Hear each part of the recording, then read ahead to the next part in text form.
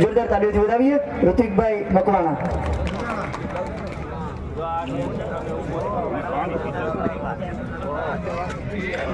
સ્વર્ગસ્થ ઘનશ્યામભાઈ રાજપરાના સ્મરણાર્થે એમને શ્રદ્ધાંજલિ આપવા માટે આપણે સૌ એકત્ર થયા છીએ, ત્યારે આપણા સૌ વતી એમના આત્માને પરમ શાંતિ મળે એવી પ્રાર્થના કરીએ છીએ। જે હેતુ માટે આપણે સૌ મળ્યા હતા, પરિવારને સામાજિક ન્યાય મળે, એ સમાજે અહીંયા એકત્ર થઈ અને એને ચરિતાર્થ કરવાનો પ્રયત્ન કર્યો છે। જેનાથી જેટલી મદદ થઈ શકે એ મદદ કરવાનો પ્રયત્ન કર્યો છે। એના જ ભાગરૂપે સ્વર્ગસ્થ ઘનશ્યામભાઈના જેટલા બાળકો હોય એ તમામ બાળકોને 12મા ધોરણ સુધી અભ્યાસ કરવો હોય તો બાજુમાં જ મારી શાળા છે, તમામ ખર્ચ તમામ વ્યવસ્થા હું વ્યવસ્થા કરી આપીશ, ત્યાં મૂકી આપે। બીજું, પૂર્વ વક્તાઓએ ખૂબ જ વિગતે વાત કરી છે, વધારે સમય નથી લેવો, માત્ર એક બાબતની ધ્યાન દોરવું છે, સૂચન કરવું છે।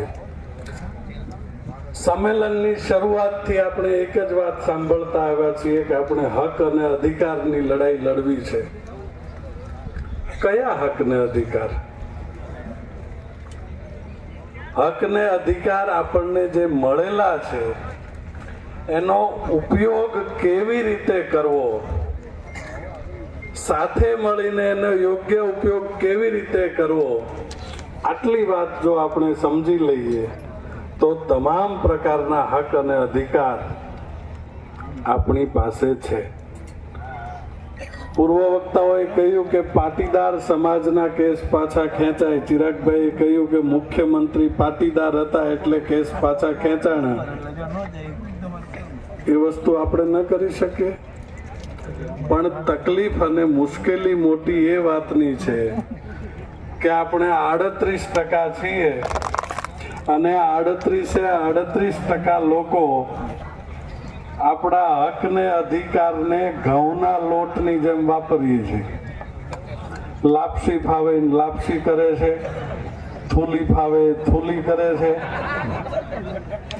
ભાખરી ફાવે ભાખરી કરે છે, રોટલી ફાવે રોટલી કરે છે, અને પરિણામે આપણે એકેય મેળના રહેતા નથી। મત આપણે પાણીના ભાવે દેવો છે અને પછી વાત કરીએ છીએ ન્યાયની, હકની, અધિકારની।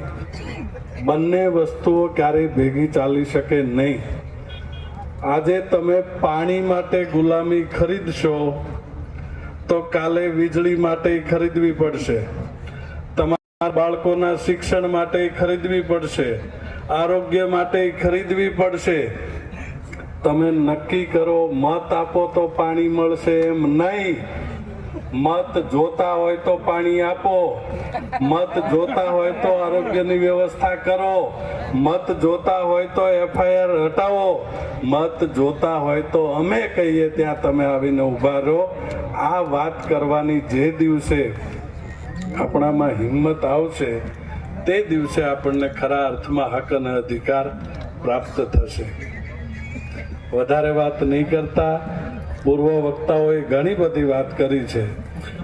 સન્માનની અમિતભાઈએ જે આહવાન કર્યું છે, કોળી અને ઠાકોર એકતા મિશનની આગેવાનીની અંદર આવનારી 1 મે ગાંધીનગર ખાતે વિશાળ સંખ્યામાં જન આંદોલન થાય, એનું કોઓર્ડિનેશન કરવા માટે ભાઈ મુકેશભાઈ અને તમારી ટીમ, અમારા તરફથી જ્યાં જે મદદની જરૂર પડશે અમે તમારી પડખે ખડા પગે ઊભા રહેશું।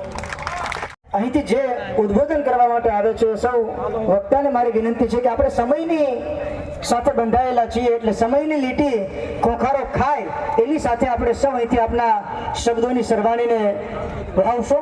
અને આપ સૌ મહેમાનોને નમ્ર વિનંતી છે કે અહીં ઘનશ્યામભાઈ રાજપરાના શ્રદ્ધાંજલિના એક એકતા અને સંગઠનાત્મક સ્વરૂપે મળ્યા છીએ ત્યારે ભોજન વ્યવસ્થા અહીંયા રાખી છે. એટલે કોઈ એટલા માટે કે રાજપરા પરિવાર એમ માને છે, વેચિયા ગામ એમ માને છે કે આપ સૌ ઘનશ્યામભાઈના શ્રદ્ધાંજલિ સ્વરૂપે અહીં આવ્યા છો ત્યારે આ ધરતીના રીત ભાત અને સંસ્કાર પ્રમાણે આપ સૌને ભોજન કર્યા વગર કોઈ ન જાય એવી અપીલ કરી રહ્યું છે. હું વિનંતી કરું મનસુખભાઈ સાકરિયા, રાજકોટ જિલ્લા પંચાયત વિધાનસભાના નેતા, એમના તરફથી રૂપિયા 11,000 મળે છે. મનસુખભાઈ સાકરિયા તરફથી ખૂબ ખૂબ ધન્યવાદ.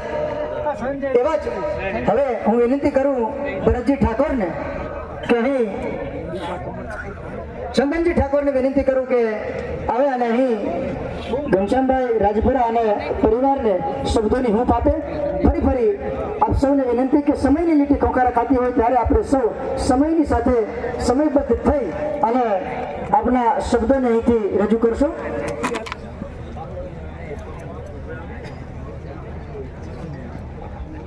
ભારત માતા કી, ભારત માતા કી.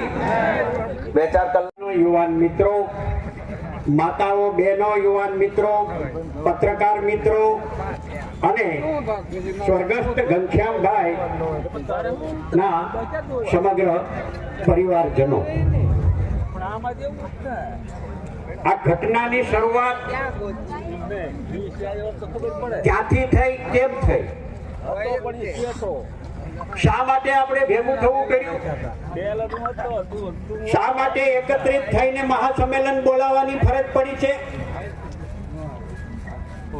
ઘનશ્યામભાઈ રાજપરા આ ઘટનાની શરૂઆત 2018માં થોરિયાળી ગામના સર્વે નંબર 65, 67, 80, 108 થી શરૂઆત થાય છે. આ સર્વે નંબરમાં ઘનશ્યામભાઈ રાજપરાના પરિવારે એમણે કરેલી દબાણ માટેની એક અરજી કલેક્ટરમાં થાય છે. કલેક્ટરમાં અરજી થાય પછી કલેક્ટર પ્રાંત અધિકારીને મોકલે છે, પ્રાંત અધિકારી મામલતદાર વિછિયાને મોકલે છે, ટીડીઓને મોકલે છે. મામલતદાર કોર્ટની અંદર દબાણનો કેસ રજીસ્ટર થાય છે અને કેસ ચલાવવામાં આવે છે. મામલતદાર 2020 ની અંદર એમનો હુકમ કરે છે આ દબાણ દૂર કરવા માટેનો, કે આ દબાણ દૂર કરવું અને 250 રૂપિયા તમને દંડ કરવામાં આવે છે. ઘનશ્યામભાઈએ દંડ ભરી દીધો. દબાણ રેગ્યુલાઇઝ કરવા માટેની એમણે પોતાની રજૂઆત જે તે વખતે દબાણ જ્યારે કાર્યવાહી કરતા હતા ત્યારે પણ એમણે મામલતદારને, પ્રાંત અધિકારીને પોતાની રજૂઆતમાં જણાવ્યું કે અમારે થોરિયાળી ગામે કોઈ પણ પ્રકારનો આશરો નથી, રહેવા માટે કોઈ જમીન નથી, અમને પ્લોટ આપવામાં આવ્યા નથી, અમારા જે ઘર ખેતી ચલાવવા માટેના સાધનો રાખવા માટેની અમારી પાસે જમીન નથી, અમને પ્લોટની ફાળવણી કરવામાં આવે, અમે આ દબાણ દૂર કરી દેવા માટે અમે તૈયાર છીએ અને સંમત છીએ.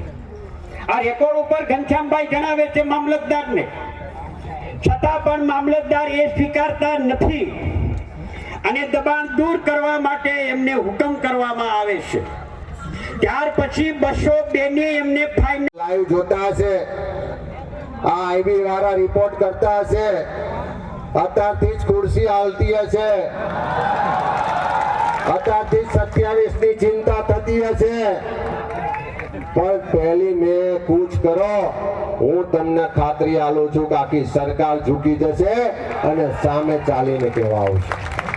ત્યારે ખાસ આજે એટલી જ વિનંતી છે કે આપણે ઘનશ્યામભાઈને શ્રદ્ધાંજલિ તો આપીએ છીએ, પણ જોડે જોડે આવનારા સમયનો આપણે પથ પણ નક્કી કરવું પડશે. વસ્તીના ધોરણે બજેટ મળવું જોઈએ. અહીંયા વાત થઈ કે આપણી વસ્તી આટલી બધી છે, બજેટની સાથે સાથે અનામતમાં અન્યાય થાય છે, તો અનામતમાં 50% જે લિમિટ છે એ કાઢી નાખવી જોઈએ અને જેની જેટલી વસ્તી છે એટલી અનામત આપી દેવી જોઈએ. કોકની 1% વસ્તી હોય તો 1% અનામત મળે, આપણી 38% વસ્તી છે તો 38% મળે, કોકની 6% છે, 7% છે, 10% છે, તો વસ્તીના પ્રમાણમાં બધાને બધું મળે. આપણે કોઈનું છીનવી લેવું નથી, પણ આપણા હકનું લેવા માટે લડવા નીકળ્યા છે, એ વાત બધાને કહેવી પડશે. ત્યારે ખાસ આ વાતોને લઈને આજે શરૂઆત કરી છે કમિટીને ખૂબ અભિનંદન. પરિવારને પણ કહેવા માંગુ છું કે જ્યારે જરૂર પડે, કોઈ પણ જરૂર પડે, તન મન ધન તમામ રીતે મારા સહિત આખો સમાજ તમારી સાથે છે. ચિંતા ના કરતા આ ઘનશ્યામભાઈની શહીદી અને એમના શ્રદ્ધાંજલિ માટે ભેગા થયેલો આખો સમાજની એકતા તાકાત ને એમની જે ભાવના છે ક્યારેય એળે નહીં જાય. એ જ વાત સાથે બધાનો ખૂબ ખૂબ આભાર. જય હિન્દ. ધન્યવાદ અમિતભાઈ ચાવડા. આમ તો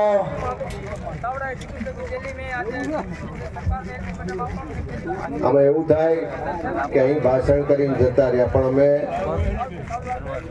ઘણા દિવસથી નક્કી કર્યું છે કે વિધાનસભાનું સત્ર ચાલે છે. હમણાં થોડા દિવસમાં મોકો મળશે ત્યારે બધા જ ધારાસભ્યો ભેગા થઈ અને અહીં કહું છું એવું નહીં, વિધાનસભાના ફ્લોર પર પણ તાકાતથી કહીશું કે આ SC ST OBC ના બધા જ લોકોના આંદોલનના કેસો, ખોટા કેસો પાછા ખેંચવામાં આવે. એ લડાઈની શરૂઆત મંડપમાં નહીં, વિધાનસભાથી લઈને ગેનીબેનને કહું છું કે લોકસભા સુધી લડીશું, એની તમને ખાતરી આપી. ખૂબ ખૂબ ધન્યવાદ અમિતભાઈ.